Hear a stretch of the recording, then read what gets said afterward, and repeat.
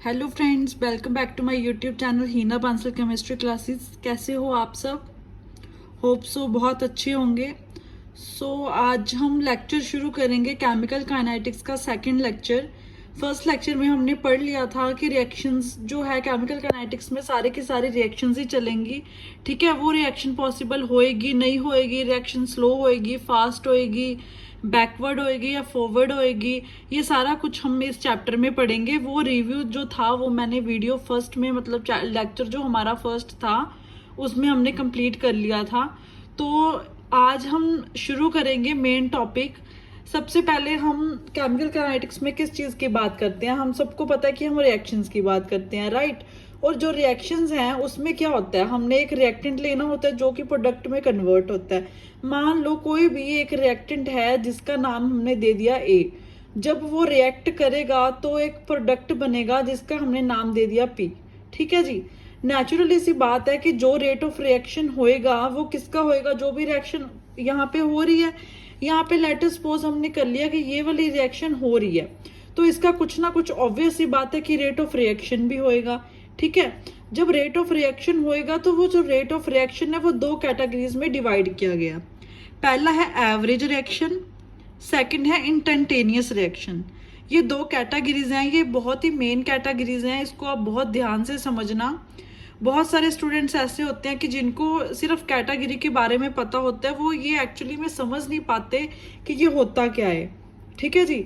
Average reaction क्या होता है और इंस्टेंटेनियस रिएक्शन क्या होता है, इसको हम एक एग्जांपल लेके समझेंगे। बहुत ही छोटा सा और बहुत ही जनरल लाइफ का एग्जांपल लेके चलेंगे जिससे ये आपको समझ आ जाएगा। ठीक है, ये जो डेल्टा है ये है लार्ज चेंज के लिए, इसकी नोटेशन एवरेज रिएक्शन में जो डेल्टा आएगा उसकी जो नोटेशन है, इसका मतलब है लार्ज मतलब ह्यूज चेंज। ठीक है जी। और डी मतलब छोटा, जो डी हमने इंस्टेंटेनियस रिएक्शन की जो नोटेशन है डी, ये है फॉर स्मॉल चेंज। याद रखना ये डेल्टा है लार्ज चेंज के लिए और ये वाला डी चेंज किसके लिए, जब बहुत ही ज्यादा थोड़ा चेंज हो उसमें। एवरेज रिएक्शन में ज्यादा चेंज होता है इसलिए हम डेल्टा यूज करते हैं, और इंस्टेंटेनियस रिएक्शन में हम डी यूज करते हैं क्योंकि इसमें बहुत ही ज्यादा छोटा चेंज होता है। तो आइए हम एक एग्जांपल लेके समझते हैं कि एवरेज रेट ऑफ रिएक्शन क्या होता है और इंस्टेंटेनियस रेट ऑफ रिएक्शन क्या होता है। ठीक है जी। यहाँ पे देखो मैंने एग्जाम्पल शो कर गया। मान लो कि कोई भी हमने एक बॉलर ले लिया जिसका हमने नाम रख दिया एक्स। ठीक है जी। उसने 6 बॉल्स फेंकी। पहली बॉल में उसने 8 रन बनाए, दूसरी में 10 बनाए, तीसरी में उसने कोई भी रन नहीं बनाया, फोर्थ में उसने 9 रन बनाए, फिफ्थ में उसने 12 रन बनाए, सिक्स्थ में उसने 3 रन बनाए। ठीक है जी। तो टोटल अगर हम रन लेके चलेंगे तो कितने रन हो गए? 42 रन हो गए यहाँ पे। ठीक है जी। और ओवर कितने हो गए? 6 ओवर्स हो गए। अगर हमने इसका एवरेज रेट ऑफ रिएक्शन निकालना है तो वो हम कैसे निकालेंगे? नेचुरली सी बात है कि एवरेज निकालने के लिए हम क्या करेंगे, सब रन्स का टोटल करेंगे और उसके डिवाइड बाय 6 करेंगे, तो क्या आ गया 7। इसका मतलब क्या हुआ कि एवरेज कितनी आ गई? 7। अगर हम पूछेंगे कि उसका एवरेज रेट ऑफ रिएक्शन क्या था तो हम बोलेंगे 7 था, कि मतलब हर बॉल में उसने 7 रन बनाए। ठीक है जी। बट अगर हम यहाँ पे इंस्टेंटेनियस रेट ऑफ रिएक्शन पूछेंगे तो वो क्या होएगा? इंस्टेंटेनियस रेट ऑफ रिएक्शन क्या है, मतलब एक पर्टिकुलर टाइम पे, या फिर हम बोल सकते हैं मतलब कोई भी पर्टिकुलर चीज पे। मान लो किसी ने पूछा यहाँ पे जैसे फर्स्ट बॉल में उसने 8 रन बनाए, अगर कोई पूछता है कि तीसरी बॉल में उसने कितने रन बनाए तो वो क्या है? 0 रन बनाए। तो इसका मतलब क्या है, इंस्टेंटेनियस रिएक्शन में पर्टिकुलर वैल्यू पूछी जाती है और एवरेज रिएक्शन में क्या पूछा जाता है? उसका टोटल। अगर हम एवरेज देखें तो क्या हो गया, हर बॉल में मतलब 6 उसने बॉल फेंकी, 6 के 6 में उसने 7 रन बनाए। बट एक्चुअली में सब में तो उसने 7 रन नहीं बनाए। पहली में तो उसने 8 बनाए, फिर 10 बनाए, तीसरी में उसने कोई भी नहीं बनाया, फिर 9 बनाए, फिर 12 बनाए, फिर 3 बनाए। तो इसका मतलब क्या है, एवरेज तो उसकी आ गई 7 और इंस्टेंटेनियस रिएक्शन में क्या आ गया, उसका पर्टिकुलर वैल्यू, मतलब फर्स्ट बॉल में उसने 8 रन बनाए, चौथी में उसने 9 रन बनाए, थर्ड में उसने 0 रन बनाए। तो ये आ गया इंस्टेंटेनियस रिएक्शन। होप सो आपको ये समझ आ गया होगा एवरेज रिएक्शन क्या होता है और इंस्टेंटेनियस रिएक्शन क्या होता है। ठीक है जी। अगर आपको फिर भी नहीं समझ आया, अगर आपकी कोई भी क्वायरी है तो आप कमेंट सेक्शन में पूछ सकते हैं, उसका आंसर आपको ज़रूर मिलेगा। अगर आप मेरे चैनल पे नए हैं तो प्लीज़ मेरे चैनल को लाइक शेयर सब्सक्राइब जरूर कीजिए ताकि मेरा चैनल और ज़्यादा ग्रो हो पाए। अभी तक मुझे ऑडियंस का बहुत अच्छा रिजल्ट मिला है। तो ये जो केमिकल काइनेटिक्स के मैं नोट्स अपलोड कर रही हूँ आपके लिए लेक्चर बना रही हूँ, ये मुझे किसी बच्चे की क्वायरी आई थी कि मैम प्लीज़ आप केमिकल काइनेटिक्स के नोट्स अपलोड कीजिए, हमें आपका लेक्चर्स बहुत अच्छे लगते हैं। सो इसलिए हम ये बना रहे हैं।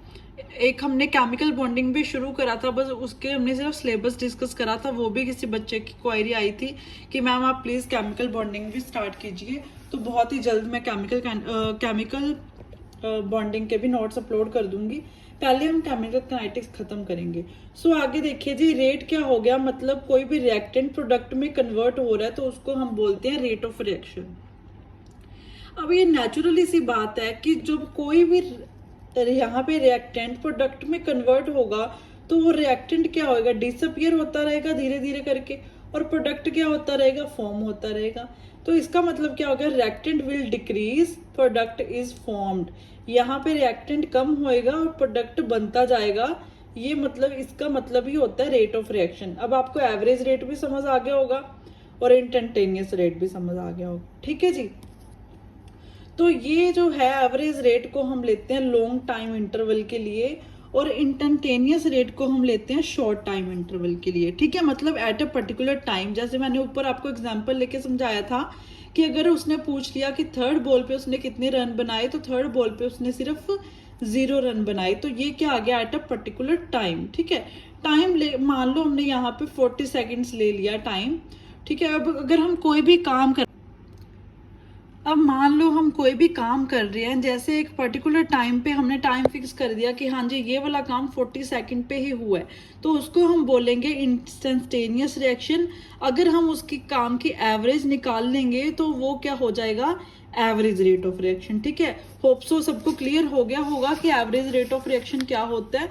और अब हम ये समझेंगे ग्राफ की हेल्प से। ठीक है, ये आपको और भी अच्छे से समझ आएगा, ग्राफ की हेल्प से हम समझेंगे। ये ग्राफ है हमारा रिएक्टेंट के लिए, ये ग्राफ है हमारा प्रोडक्ट के लिए। ठीक है जी, ये देखो यहाँ पे रिएक्टेंट की कंसंट्रेशन लेके चलेंगे, यहाँ पे डेल्टा टी लेके चलेंगे। ये है प्रोडक्ट के लिए, यहाँ पे प्रोडक्ट की कंसंट्रेशन चलेगी, यहाँ पे टाइम चलेगा डेल्टा टी। ठीक है जी। सो यहाँ पे हम नोटेशन लेंगे डेल्टा ए, मतलब ये हमारा जो रिएक्टेंट था। यहाँ पे चलेगा डेल्टा पी, यहाँ पे मैंने कल्ला पी लिख दिया, डेल्टा पी जो है ये प्रोडक्ट की कंसंट्रेशन के लिए है। ठीक है, प्रोडक्ट की कंसंट्रेशन सी, रिएक्टेंट की कंसंट्रेशन यहाँ पे सी मान ली। अब देखो, जब रिएक्शन स्टार्ट होएगी, मतलब जब रिएक्टेंट प्रोडक्ट में कन्वर्ट होएगा, सबसे पहले हम टाइम लेके चलेंगे 0 पे। 0 पे रिएक्टेंट की वैल्यू क्या होएगी, सबसे ज्यादा होएगी, क्योंकि तब तो रिएक्टेंट डिसअपियर ही नहीं हुआ, क्योंकि जब टाइम की वैल्यू ही 0 है। ऑब्वियस सी बात है, जो भी रिएक्शन अक्कर होएगी वो टाइम के हिसाब से होएगी। जैसे जैसे टाइम बढ़ेगा वैसे वैसे रिएक्शन होएगी। अगर हम रिएक्शन को लेके चलते हैं टाइम 0 पे, तो रिएक्टेंट सबसे ज्यादा होएगा। अब जब रिएक्टेंट सबसे ज्यादा होएगा तो उसके बाद जैसे जैसे टाइम बढ़ेगा रिएक्टेंट कम होता जाएगा। ठीक है जी। अब इसमें देखो, प्रोडक्ट में अगर हम टाइम 0 लेके चलते हैं, जब रिएक्शन स्टार्ट ही नहीं हुई तो ऑब्वियस सी बात है प्रोडक्ट भी 0 होएगा, तो प्रोडक्ट की वैल्यू भी यहाँ पे क्या आ जाएगी, 0। मतलब एट टाइम टी प्रोडक्ट 0, मतलब अगर टाइम 0 है तो प्रोडक्ट की वैल्यू भी 0 होएगी। अगर रिएक्टेंट पे टाइम 0 है तो रिएक्टेंट क्या होएगा, हायर लेवल पे होएगा। तो इसका ग्राफ यहाँ से लेके ये डाउन जाएगा, क्योंकि जैसे जैसे टाइम बढ़ेगा, अब देखो यहाँ पे 5 सेकंड हो गए, फिर टाइम बढ़ा, यहाँ पे 10 सेकंड हो गए। अब जैसे जैसे टाइम बढ़ेगा वैसे वैसे क्या होएगी, रिएक्टेंट डिसअपियर होता जाएगा और प्रोडक्ट क्या होता जाएगा, अपीयर होता जाएगा। मतलब प्रोडक्ट का रेट ऑफ रिएक्शन इंक्रीज होता जाएगा।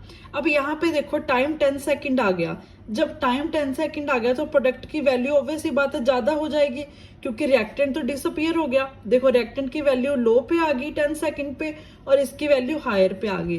तो वही मैंने आपको पीछे भी समझाया था कि जैसे जैसे रिएक्शन अक्कर होएगी वैसे वैसे क्या होएगा, रिएक्टेंट कम होता जाएगा और प्रोडक्ट की वैल्यू इंक्रीज होती जाएगी। ठीक है जी। अब यहाँ पे देखो 5 सेकंड्स पे इसकी वैल्यू कितनी थी, 15। ये क्या होगी, इसकी इनिशियल वैल्यू होगी, यहाँ पे हम लेके चले थे, ये क्या होगी इसकी इनिशियल वैल्यू, मतलब टाइम 0 पे रिएक्टेंट जो है वो हायर लेवल पे है, ठीक है।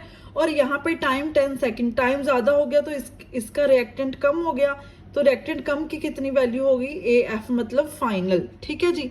अब प्रोडक्ट पे देखो, अब यहाँ पे प्रोडक्ट की यहाँ पे वैल्यू है, मतलब ये क्या होगी, इसकी इनिशियल वैल्यू होगी 5 सेकंड पे, अगर हम काउंट करते हैं तो 5 सेकंड पे सिर्फ हमारा इतना ही प्रोडक्ट बना, तो ये इनिशियल वैल्यू होगी। अगर हम 10 सेकंड्स काउंट करते हैं, 10 सेकंड पे अगर हम ये ग्राफ प्लॉट करते हैं तो इसकी वैल्यू 15 आ गई, तो ये क्या होगी इसकी फाइनल वैल्यू, ठीक है। आपको ग्राफ तो अच्छे से समझ आ गया होगा, मैंने बहुत अच्छे से समझाया, अगर आपको फिर भी नहीं समझ आया तो प्लीज आप कमेंट करके पूछ सकते हैं। अब हम लिखेंगे इसका रेट ऑफ रिएक्शन, या हम इसको बोल सकते हैं एवरेज रेट। अब हम इसका एवरेज रेट निकालेंगे, देखो वो कैसे निकलता है। एवरेज रेट का फॉर्मूला होता है change in concentration upon change in time. So सबसे पहले हम लिखेंगे रेट ऑफ डिसअपियरेंस, मतलब हमें पता है कि रेट ऑफ डिसअपियरेंस किसका होएगा, ऑब्वियसली बात है रिएक्टेंट का होएगा, और रेट ऑफ फॉर्मेशन किसका होएगा, प्रोडक्ट का होएगा, ये हमने पहले ही क्लियर कर ली ये बात, ठीक है जी। तो यहाँ पे देखो change in concentration upon change in time, change in concentration मतलब फाइनल माइनस इनिशियल, ऐसे ही प्रोडक्ट की आ जाएगी फाइनल माइनस इनिशियल, ठीक है। अब देखो रेट ऑफ डिसअपियरेंस मतलब रिएक्टेंट का, यहाँ पे हमने क्या करा है, चेंज इन कंसंट्रेशन लिखना है। चेंज इन कंसंट्रेशन में क्या आएगा, फाइनल माइनस इनिशियल। अब फाइनल पे वैल्यू देखो जी, कंसंट्रेशन की फाइनल पे वैल्यू कितनी है 10, और इनिशियल पे कंसंट्रेशन की वैल्यू कितनी है 15। अब 10 माइनस 15 कितना आ गया, -5, ठीक है। और टाइम की इनिशियल वैल्यू कितनी है 5 सेकेंड, ठीक है जी। और टाइम की final value, sorry final value time की कितनी है, पहले हम फाइनल देखेंगे ना, फाइनल वैल्यू कितनी है 10, और इनिशियल वैल्यू कितनी है 5, 10 माइनस 5 5, तो ये कट के कितना आ गया -1, मतलब इसकी वैल्यू क्या आ गई, नेगेटिव आ गई। तो इससे हमें ये भी प्रूव करते हैं कि अगर इसकी वैल्यू नेगेटिव आती है तो ऑब्वियस सी बात है इसका मतलब जो रिएक्टेंट है वो डिसअपियर हो रहा है, इसलिए इसकी वैल्यू नेगेटिव में आई है। यहाँ पे मैंने आपको शो भी कर दिया, डेल्टा ए का मतलब है फाइनल माइनस इनिशियल कॉन्सेंट्रेशन, ठीक है जी। अब हम प्रोडक्ट की देखते हैं, प्रोडक्ट की भी सबसे पहले concentration final minus initial, final देखो अब कौन सी है 15 माइनस इनिशियल 10, इसकी फाइनल देखो कितनी है 10 माइनस 5, इसकी वैल्यू कितनी आई, पॉजिटिव आई। तो इसका मतलब क्या हुआ कि ये अपीयरेंस है, मतलब कि फॉर्मेशन हो रही है। अगर कोई भी चीज नेगेटिव में तब भी आती है ना जब वो कम हो रही होती है, तो इसका मतलब ये चीज, ये ग्राफ हमें ये भी समझाते हैं कि जो रेट ऑफ रिएक्टेंट है वो डिसअपियर हो रहा है, कम हो रहा है, इसलिए उसकी वैल्यू नेगेटिव आई है। और प्रोडक्ट क्या हो रहा है, फॉर्म हो रहा है, इसलिए उसकी वैल्यू पॉजिटिव आई है, ठीक है जी। होप सो कि आपको ग्राफ बहुत अच्छे से समझ आ गए होंगे। तो नेक्स्ट यहाँ पे हम इसका एक फॉर्मूला लिख लेते हैं छोटा सा। एवरेज रेट को हम कैसे डिनोट करेंगे, प्लस माइनस, प्लस मतलब प्रोडक्ट की फॉर्मेशन हो रही है, नेगेटिव मतलब ये डिसअपियर हो रहा है, ठीक है। तो डेल्टा मतलब, डेल्टा का क्या है मतलब ह्यूज, मतलब बहुत बड़ा, it represent large change. Delta concentration of reactant upon delta T, मतलब यहाँ पे रिएक्टेंट भी हो सकता है, प्रोडक्ट भी हो सकता है, वो आपको प्लस और माइनस के हिसाब से पता चलेगा। अगर तो पॉजिटिव आ रहा है तो ऑब्वियस सी बात है क्या आएगा, इसमें प्रोडक्ट आएगा। अगर नेगेटिव में वैल्यू आ रही है तो वो क्या होएगा, रिएक्टेंट होएगा, क्योंकि यहाँ पे रिएक्टेंट डिसअपियर हो रहा है और प्रोडक्ट की फॉर्मेशन हो रही है। जैसे जैसे टाइम बढ़ता जाएगा प्रोडक्ट की फॉर्मेशन होती रहेगी, और अगर हम 0 टाइम पे देखते हैं तो रिएक्टेंट की वैल्यू वहां पे मैक्सिमम होगी, क्योंकि वहां पे अभी रिएक्शन होना स्टार्ट ही नहीं हुआ, ठीक है जी। तो मेन जो केमिस्ट्री, केमिकल काइनेटिक्स का जो चैप्टर है केमिस्ट्री, वो बेस्ड है इंस्टेंटेनियस रेट पे। ये एवरेज रेट की तो यहाँ पे हमने बात कर ली, आगे जो भी चैप्टर चलेगा वो मेन इंस्टेंटेनियस रेट पे चलेगा। इसका मतलब क्या होता है, स्मॉल चेंज, ठीक है जी। डी का मतलब है स्मॉल चेंज, डेल्टा का मतलब है लार्ज चेंज। तो यहाँ पे भी हम सेम लेके चलेंगे, प्लस माइनस, प्लस मतलब rate of appearance of product, minus rate of मतलब यहाँ पे क्या हो रहा है, डिसअपियरेंस ऑफ रिएक्टेंट, तो यहाँ पे इसकी कॉन्सेंट्रेशन आ जाएगी अपॉन डी टी, मतलब ये चेंज इन टाइम के हिसाब से कितना चेंज हो रहा है वो हम यहाँ पे निकाल लेंगे। ठीक है जी। अब आपको पता चल गया होगा कि एवरेज रेट क्या होता है, इंस्टेंटेनियस रेट क्या होता है। मैंने आपको एक एग्जाम्पल लेके भी समझाया है। ठीक है जी। ग्राफ के बेस पे हमें ये पता चल गया कि नेगेटिव का मतलब रेट ऑफ डिसअपियरेंस और इसका मतलब रेट ऑफ फॉर्मेशन। ठीक है जी। नेक्स्ट लेक्चर में हम पढ़ेंगे रेट लॉ। रेट लॉ क्या होता है उसकी हमने पूरा का पूरा हम पढ़ेंगे कि कैसे उसकी नोटेशन होती है, कैसे हम फाइंड करते हैं, ऑर्डर ऑफ रिएक्शन क्या होता है। ऑर्डर ऑफ रिएक्शन आगे जाके आपको सारा कुछ समझ में आएगा। First order reaction, second order reaction, उसके ग्राफ, उसके न्यूमेरिकल।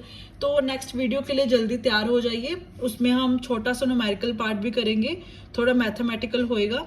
जो केमिकल काइनेटिक्स है वो पूरा का पूरा मैथमेटिक्स पे बेस है, बट ये चैप्टर बहुत इंटरेस्टिंग और इजी है।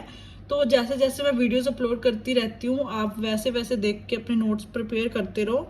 अगर आपको कोई भी क्वेरी है तो आप साथ साथ पूछते रहो।